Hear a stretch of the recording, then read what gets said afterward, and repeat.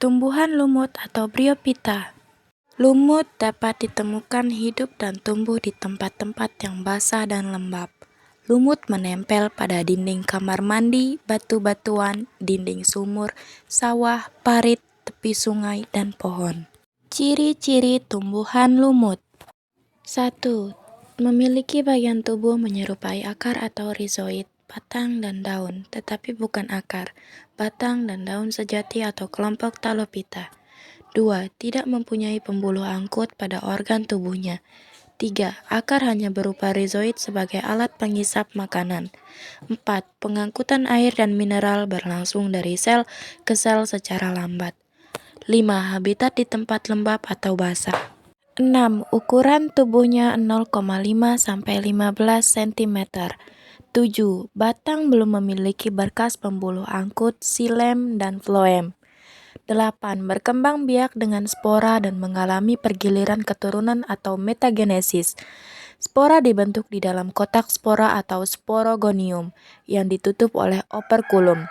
Sporogonium memiliki gigi peristom yang berfungsi melemparkan spora-spora saat cuaca kering.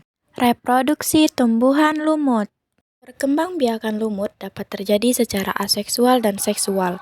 Dalam siklus hidupnya, lumut mengalami pergiliran keturunan atau metagenesis antara fase gametofit atau tahap pembentukan gamet dan fase sporofit atau tahap pembentukan spora.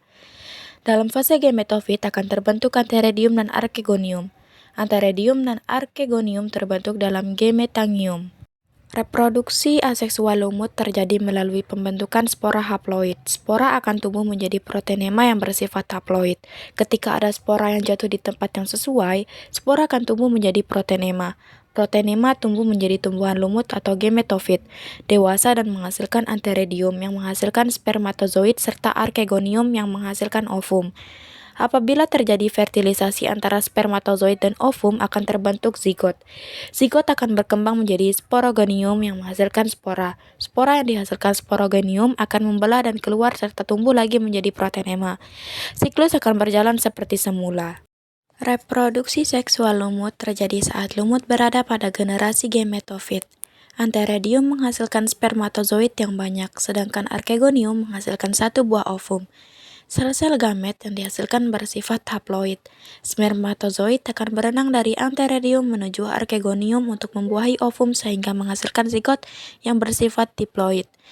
Zigot mengalami pembelahan membentuk embrio yang akan tumbuh menjadi generasi sporofit.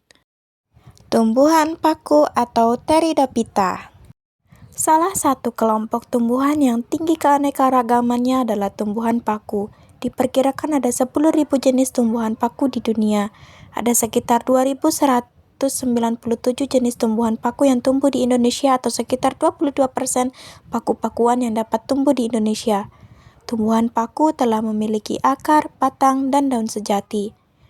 Tumbuhan yang demikian disebut tumbuhan berkormus atau Cormophyta berspora. Selain itu, telah memiliki jaringan pengangkut berupa xilem dan floem yang terdapat pada daun, batang, dan akar. Ciri-ciri tumbuhan paku. 1. Sudah mempunyai akar, batang, dan daun sejati atau kelompok Cormophyta.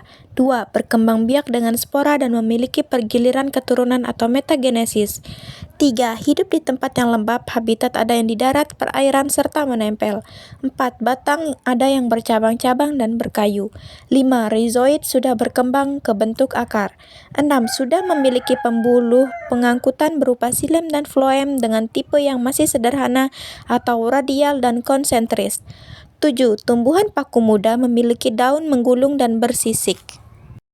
Reproduksi tumbuhan paku. Tumbuhan paku mengalami pergiliran keturunan antara generasi sporofit dan generasi gametofit. Generasi sporofit pada tumbuhan paku lebih dominan daripada generasi gametofit. Generasi sporofit merupakan tumbuhan paku itu sendiri. Generasi sporofit memiliki umur yang lebih lama dibandingkan generasi gametofit. Protalium adalah generasi gametofit pada tumbuhan paku yang menghasilkan antheridium dan archegonium. Antheridium menghasilkan sel sperma, sedangkan archegonium menghasilkan sel telur. pertemuan antara sel sperma dan sel telur menghasilkan zigot. Zigot akan berkembang menjadi tumbuhan paku atau generasi sporofit. Generasi sporofit memiliki akar, batang, daun, dan sporogonium. Di dalam sporangium terjadi meiosis yang menghasilkan spora. Selanjutnya, spora akan jatuh ke tanah dan berkembang menjadi protalium. Berdasarkan jenis spora yang dihasilkan oleh generasi sporofit, tumbuhan paku dikelompokkan menjadi 3 sebagai berikut. 1. Paku homospora atau isospora, yaitu tumbuhan paku yang menghasilkan satu jenis spora saja. Contohnya paku kawat atau Lycopodium. 2. Paku heterospora atau anisospora, yaitu tumbuhan paku yang menghasilkan spora berbeda ukuran. Spora jantan berukuran kecil disebut mikrospora dan spora betina disebut makrospora. Contohnya semanggi atau Marsilea crenata dan paku rane atau Selaginella. 3. Paku peralihan, yaitu tumbuhan paku yang menghasilkan dua jenis spora yang sama bentuk dan ukurannya, namun berlainan jenis kelamin.